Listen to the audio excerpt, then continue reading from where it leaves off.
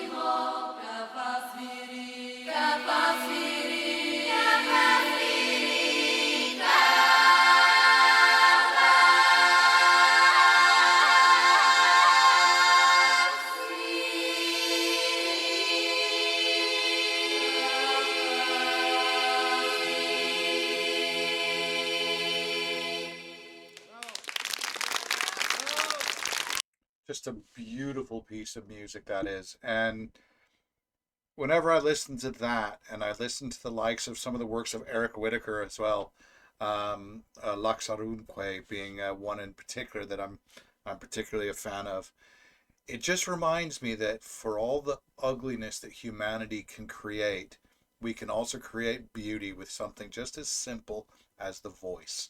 So that being said, first one we'll look at is Spirit of Atlanta from 2003. Enjoy.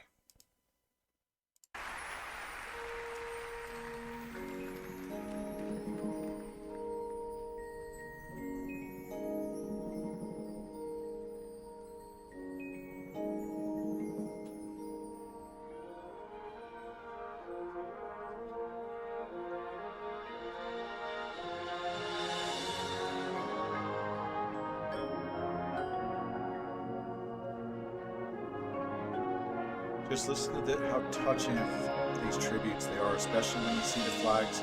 Listen to the music that is played behind the flags.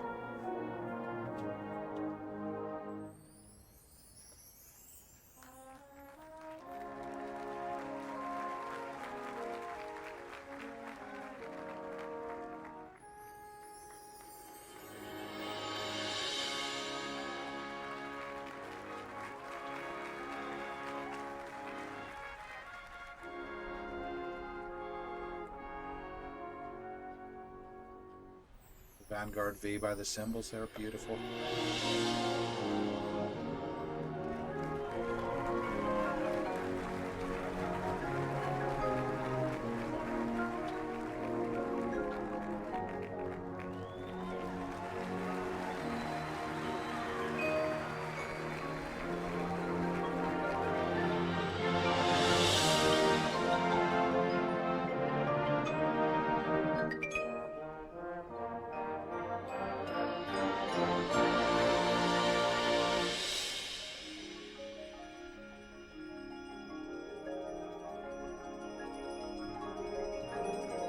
Foot technique.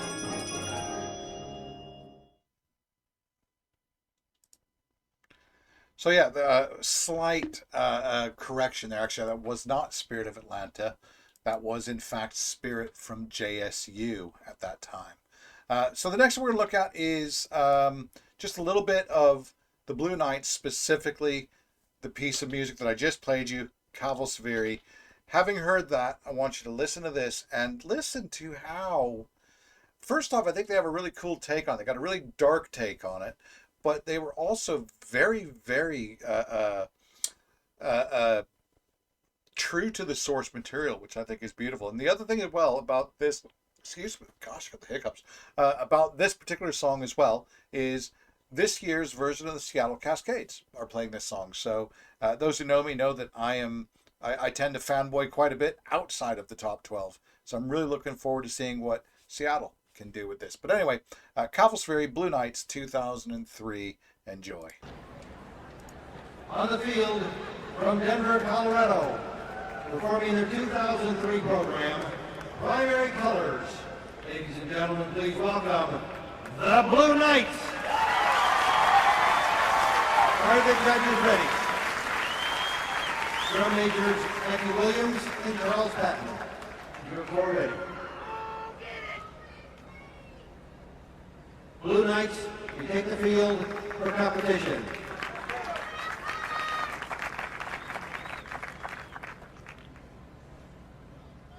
For those that marched in Orlando, was the stadium as soulless as it actually looks?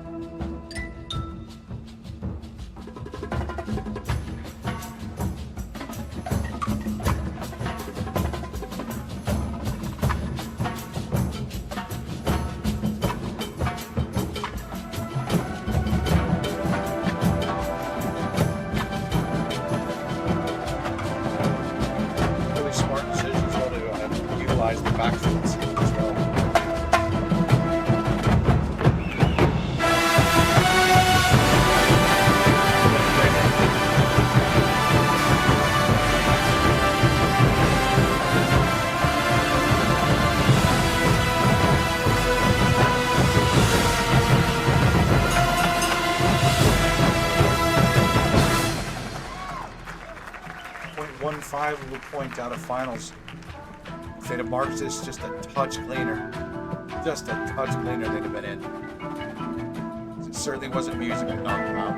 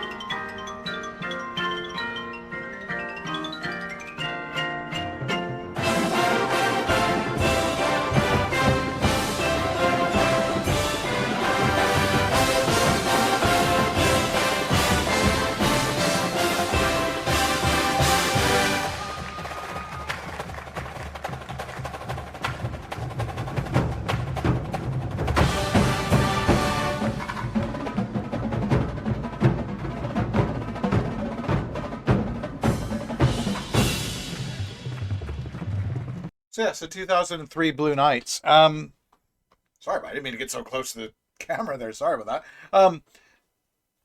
Yeah, so this particular battle, if you will, if I'm judging with my eyes closed, Blue Knights win this hands down every single time, not even close. But there is a big giant part of this activity which is visual based, and yeah, it just visually it wasn't clean. So I do think the right core made finals in the end. Um, but I actually like that show a little bit better. Right. So what we're going to do now is we're going to go ahead and watch the kind of the feature presentation, if you will, of today's video, which is going to be the 1992 Glassmen and the 1992 Freelancers. We'll watch the shows as a whole, and I'll give you my opinion at the end. And I'll be straight. If I think they beat us, I'll be straight, and I'll tell you why. And if I think we beat them, again, I'll tell you why I think we beat them. So, before we get started, though, I would ask if you like what we do. It'd be great if you could just hit the like and subscribe button down below. It helps us out a ton. Helps us get the algorithm out. We're getting dangerously close to 2,000 followers on the channel now. We'd like to get that up, bump that up to 5,000 by the beginning of the season, and I think it's certainly a doable thing. So the way that you can help out with that is, as I said, subscribe, like, comment, and mostly share. Just share the videos. Really appreciate that. So anyway, 1992 Glassman. Here we go. So we're going to look at the 1992 Glassman. Unfortunately, struggle to get good quality videos from 1992. Unfortunately, DCI Final seems to have been recorded on a potato back then, but we'll be able to get through it. So enjoy. Field from Toledo, Ohio. Drum Corps International is proud to present the Glassmen. Sorry, before we play that, a little commentary about the Glassmen from me. So this was decided by 1/10 of a point. They scored an 83-9. We scored an 84. We made finals. They didn't. Prior to 1992, the Glassmen, it should be noted, were never once even close to making DCI finals. Hell, they barely made DCI semifinals. They kind of came out of nowhere. Started getting good at around 1990-ish, you know. And 92, they were knocking on the door. We were neck and neck with them all year. And I remember we were a defending finalist. They were trying to knock us out of finals, if you will. So what I do remember, though, a very specific memory I have, and you'll see it at the end of this show as well, is that you'll probably hear Brent Crocker giving some scores. So back then, the way they used to do scores at semifinals was they would just simply say, we have a score for the Glassmen, or we have a score for the Freelancers, as one of the corps was marching on once the score was tabulated. And so we're marching on the field, and as we're coming down the tunnel, the Glassmen, almost to the, I'm guessing it must have been the entire drum corps, was at the tunnel. We were essentially marching through kind of a guard of honor of Glassmen, if you will. And, you know, we're going down, we're all super pumped, super hardcore, super hyped and all that stuff. And what I remember was the Glassmen sat there going, hey, have a great show, Freelancers. Have a great show, Freelancers. You know, and I was like, they should be wanting me to literally break my leg, not have a great show, you know. But they were all, have a great show, Freelancers. As we stepped on the field, just as we were getting ready to start the 1-minute warm-up, Brent Crocker pipes up with, we have a score for the Glassmen. And we heard the score, and it was higher than our high score at the season to that point. 83-9. I think we'd scored like an 83-5 to that point. And additionally to that, we were kind of in a bit of a rut scoring-wise. We'd kind of peaked around Allentown. So going back to one of those squeaky bum moments, really. So we went down, we did our show. We're coming off the field. And as we're coming off the field, the Glassmen were still in the tunnel. Great show, Freelancers. Great show, Freelancers. I'll never, ever forget this. Just the sportsmanship and utter class that the organization showed, not knowing whether we'd beat them or not, you know. And when the score for us was announced and we made finals and they didn't, I remember they announced the score. It was my age out, and I jumped up and down, and I was making a bit of an ass of myself. And then I looked over, and there was the Glassmen, and they weren't. And I was like, oh shit. I kind of like had to get myself in check. And I remember the veterans of the Freelancers telling the younger members, hey, this ain't the place to celebrate. Go back to the buses, whatever the case may be. And I wouldn't have blamed the guys from Toledo to be annoyed, angry, pissed off, whatever the case may be, especially as we'd initially kind of acted the fool in front of them. And instead, they just came over and started shaking our hands, saying, well done, kick ass tomorrow night.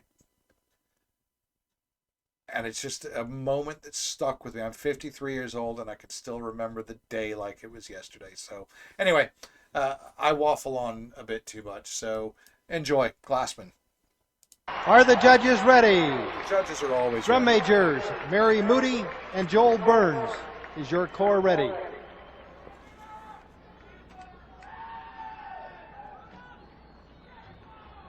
Glassmen, you may take the field for competition. So those who do remember the Glassmen might forget that it didn't always look as good as they did towards the end. Some of these, this uniform's it's a sight to see, especially up close.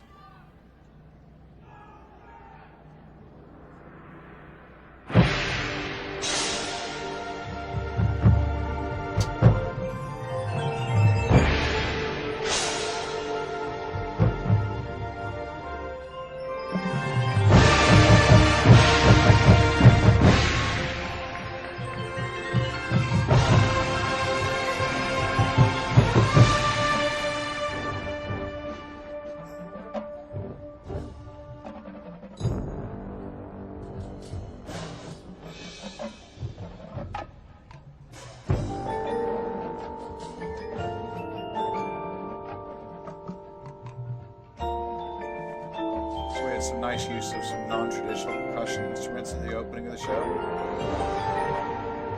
I totally forgot. Glassmen were the other drum corps as well at that time that were marching Reno legato snares. The snare drum that exposed all of the weaknesses.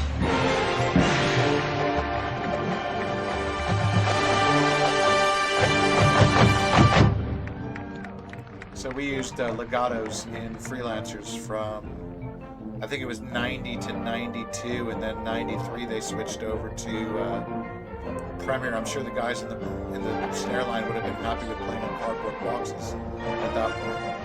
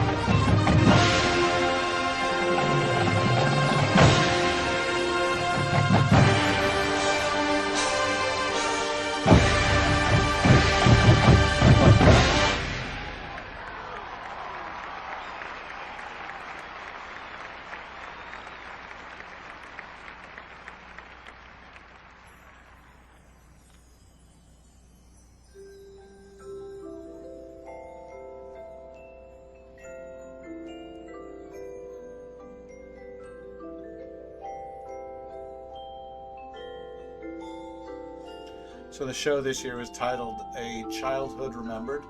The pieces of music were The North Wind, Madre de la Tierra, and Escapades of Pan. The North Wind is written by David Arkenstone, it would seem. And it was played by the Glassmen in both 92 and 93.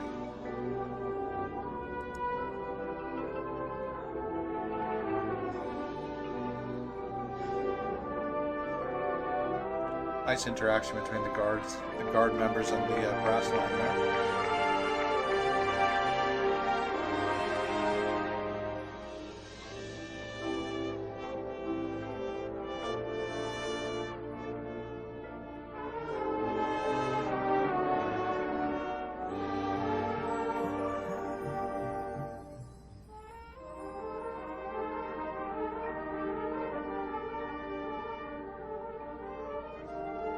There's one of those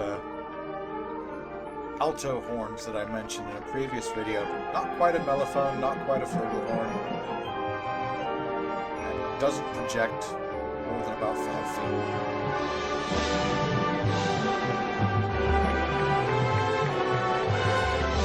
Still in the key of G, but it had 3 valves, so you can play all the notes at least. Couldn't play very far.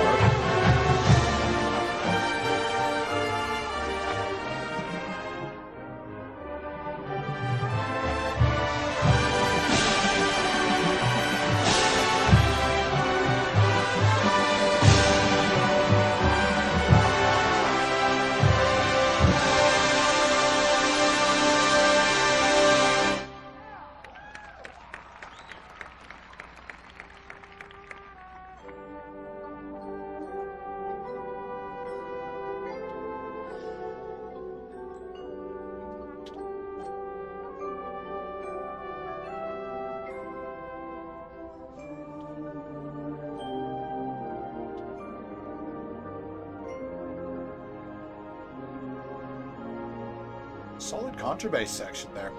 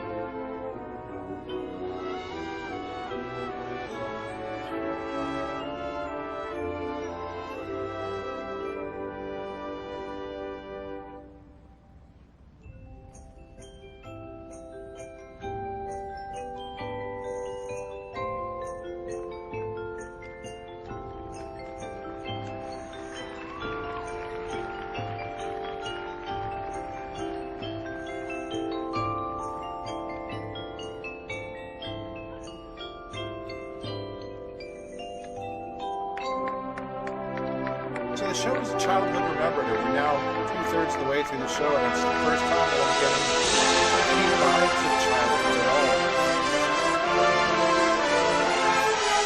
Up until now, I don't really know what this show is about. It's brass.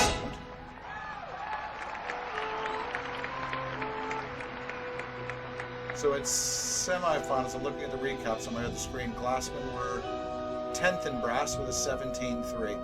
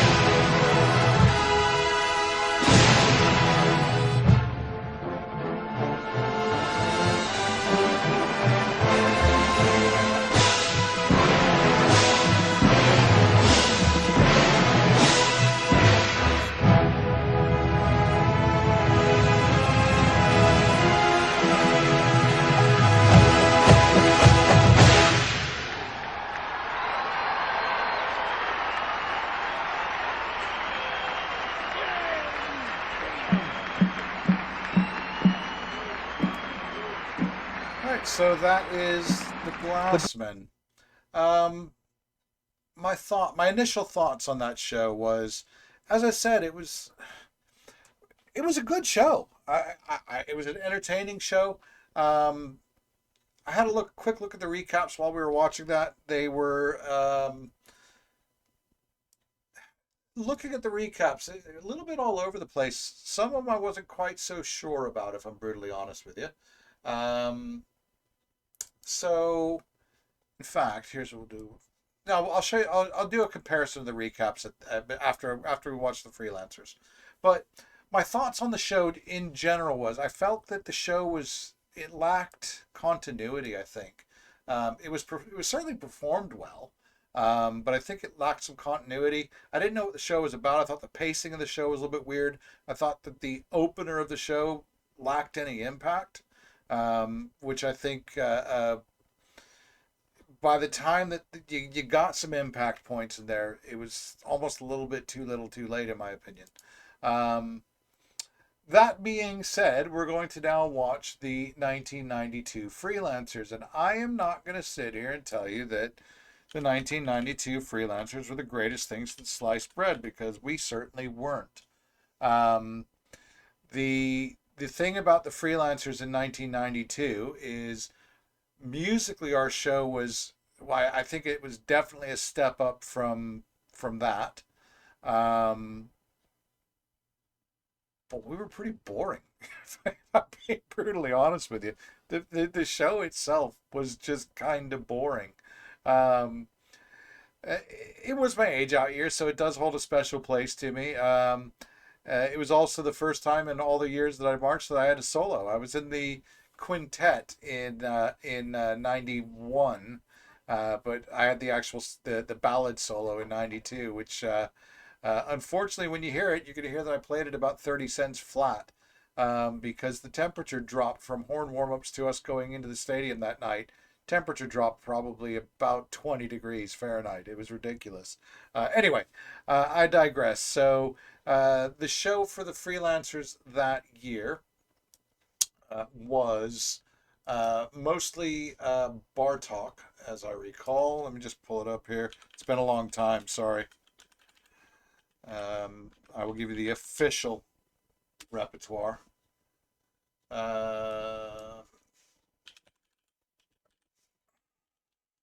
Oh, dead air. Dead air is the worst thing in the world for YouTube, right? So in 1992, our repertoire was the music of Sir William Walton, primarily First Symphony. Um, 91 had a lot of bar talk in it, as did 92, but for some reason we just said the music of Sir William Walton. There was a lot of bar talk in there as well. Kind of boring, if I'm honest with you.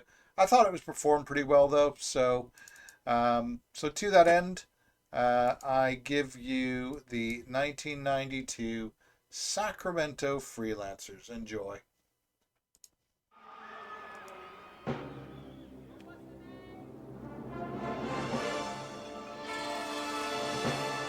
I do think that we had a lot of color on the field. That's one thing I do remember.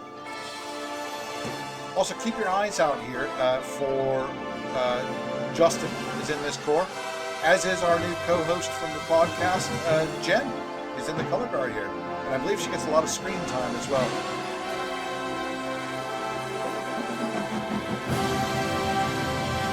Again, those Reno legato snares.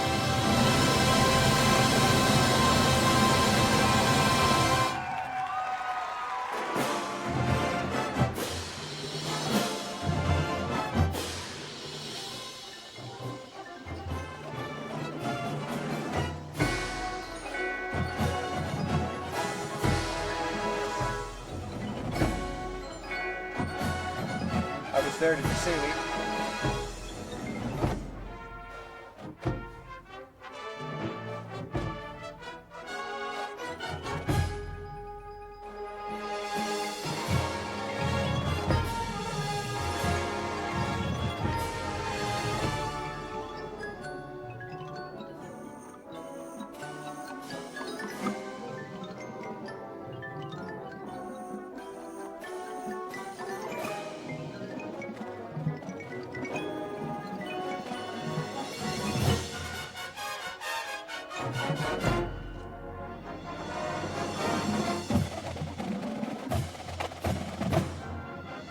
Always felt like this part of the opener just dragged so bad.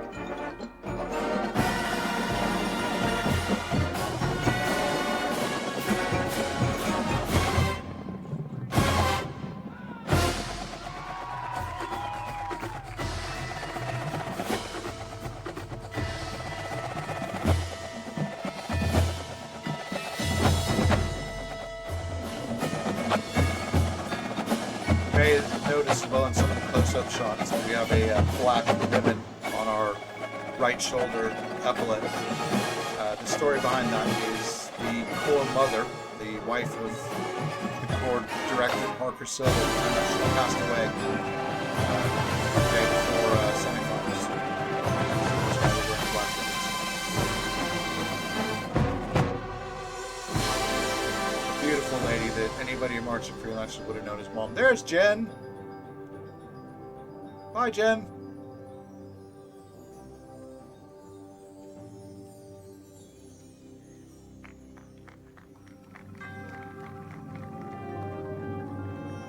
Blue Devils fans from back in the day may recognize that kid.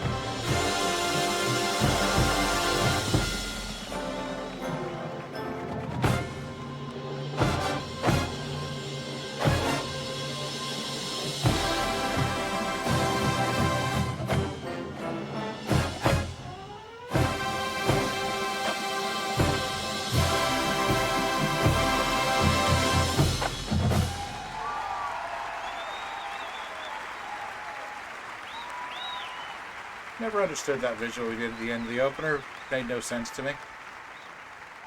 Did this whole broken down toy soldier thing, which...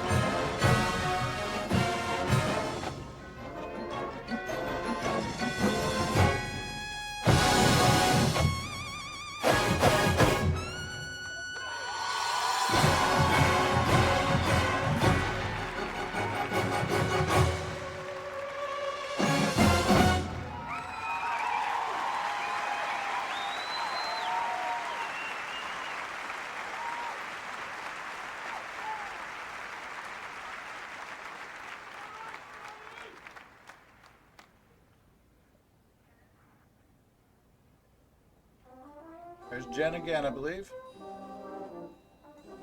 Maybe it wasn't.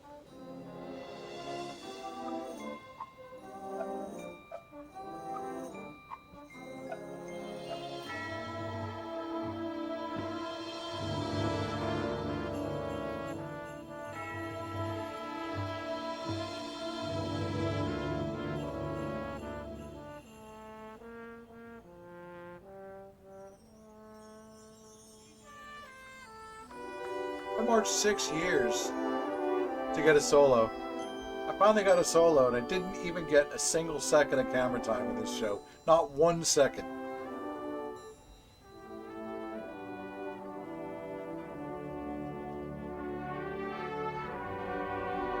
I'm not bitter or anything.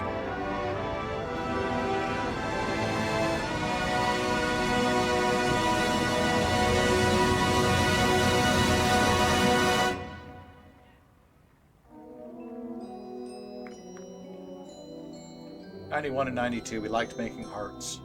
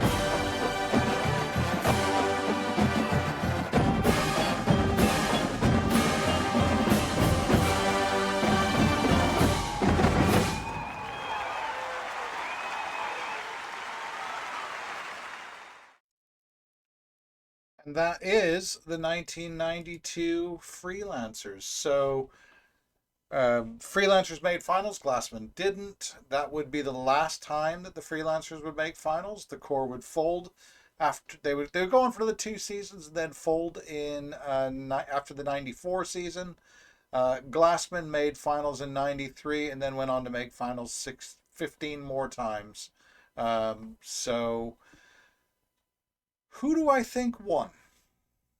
I don't know that it really matters, but um, I mean, the recaps would say that it was really close. Truthfully, I don't think it was actually that close. I think that the scores were not necessarily representative of what was put on the field. Now, to be fair, I don't think that we had the greatest of runs at semifinals. But here, just make this a little bit, just make this a little bit bigger here. There we go. That's a little bit better. Right. So looking at the recaps from semifinals, scroll down. There we go. So you got the Freelancers. We were 12th in GE to a 13th to the Glassmen. We were 11th in brass to a 10th in to the Glassmen. Truth be told, I would disagree with that one, on the grounds that I think that our being the Freelancers show musically was a lot more complex. I think there was a lot of errors in the Freelancers show that showed a lot more because they were very exposed. But I think the actual level of the book was a completely different level than the Glassmen. I think the Glassmen got absolutely hosed in percussion. Do I think that they were a top 12 drumline? No. Do I think they were a 17th place drumline? Absolutely not. I do think that some of that 15-9 that you're looking at there for them in percussion is possibly down to the instruments. I think that the Freelancers, we figured out how to use the Remo legatos pretty early on. They were very, very unforgiving snares. If there's any Freelancers snares veterans watching this that can comment, please make a comment below, whether I'm talking complete bullshit or not. But as I recall, the snares themselves, they were actually a Scottish pipe band snare, so they had super, super, super tight snares on them. And you just had, and they were just completely dry. They had no wetness to them at all as far as the sound was concerned. And I think the Freelancers, we maybe figured out how to get a better sound out of those instruments earlier on than perhaps the Glassmen did. And then looking at visual, 13th to 11th to the Glassmen. Maybe the Glassmen used the field a little bit more than the Freelancers did, but again, looking at the use of color, I do think that the Glassmen's guard was probably better than ours. A full point better? I don't think so. At the end of the day, it doesn't really matter. The scores were what they were. And I'm not saying this because I marched in the Freelancers. I do think that the right corps made finals.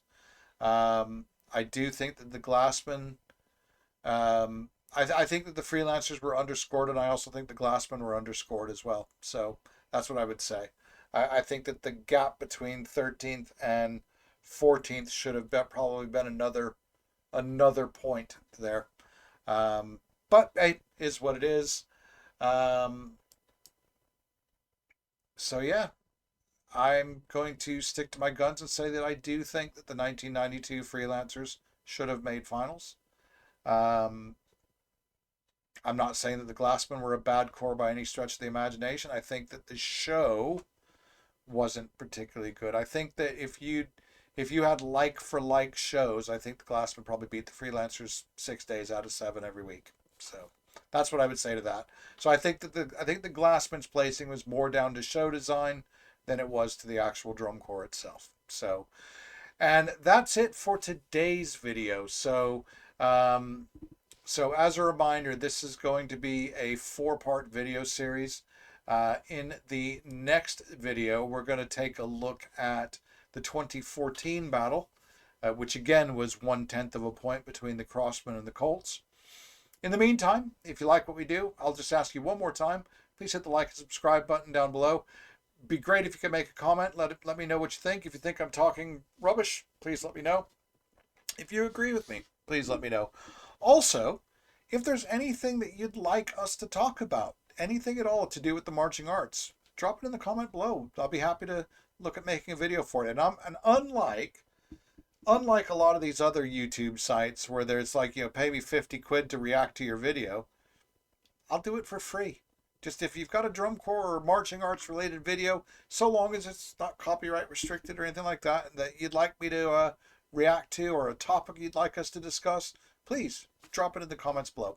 But that's it for today's video. I hope you enjoyed it. And then, as we always say, march on.